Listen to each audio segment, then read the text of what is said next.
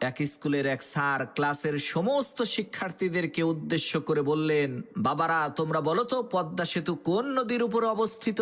শিক্ষকের এই কথা শুনে ক্লাসের সমস্ত শিক্ষার্থীরা এক বাক্যে উত্তর দিল, স্যার পদ্মা সেতু পদ্মা নদীর উপরে অবস্থিত। তখন সেই স্যার রাগান্বিত হয়ে বলল, বেয়াদব, মুখ সামলে কথা বলো। পদ্মা সেতু যে পদ্মা নদীর উপরে, এই রকমের উদ্ভট ভিত্তিহীন দলিল ছাড়া বাজে কথা তোমাদেরকে কে শিখিয়েছে?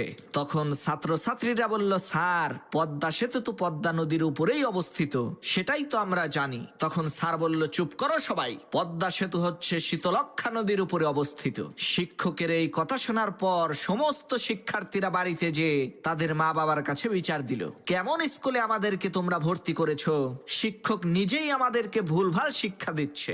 সে ক্লাসে এসে বলছে পদ্মা সেতু নাকি শীতলক্ষ্যা নদীর উপরে অবস্থিত। ছেলে মেয়ের এই অভিযোগ শুনে পরের দিন ক্লাসের সমস্ত শিক্ষার্থীর মা বাবা হেডমাস্টারের রুমে এসে উপস্থিত হয়ে নালিশ করা শুরু করলো, স্যার আপনি আপনার স্কুলে কেমন শিক্ষক রেখেছেন যে ছোট ছোট বাচ্চা ছেলে মেয়েদেরকে ভুলভাল শিক্ষা দিচ্ছে? সে বলে পদ্মা সেতু নাকি শীতলক্ষ্যা নদীর উপরে অবস্থিত।